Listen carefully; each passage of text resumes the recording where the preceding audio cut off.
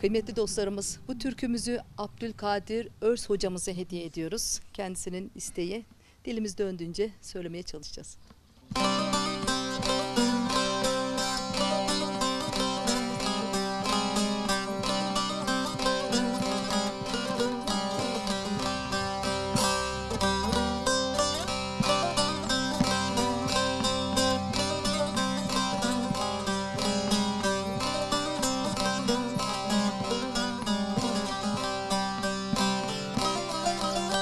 Harman yere sürseler, oy sanem, buy sanem.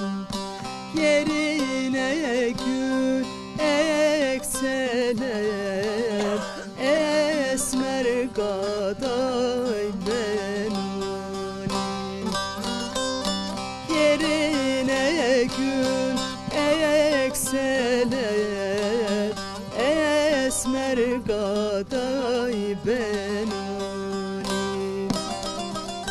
Bahtalı kız başına, oy sanem, uy sanem.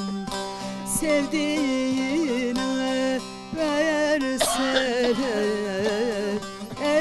esmer gaday benim. Sevdiğine verseler, esmer gaday benim.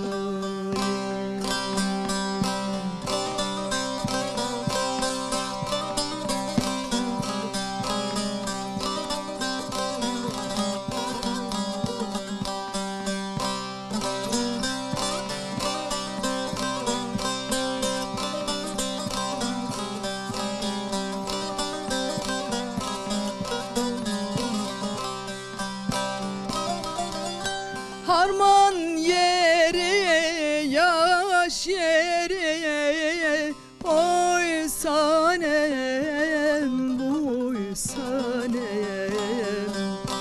Yavaş yeri, hoş yeri, esmer gaday benim. Yavaş yürü, hoş yeri, esmer gaday benim. Gel beraber gezelim, oy sanem, buy sanem.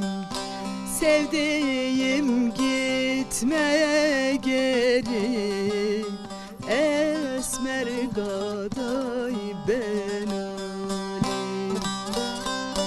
Sevdiğim gitme geri,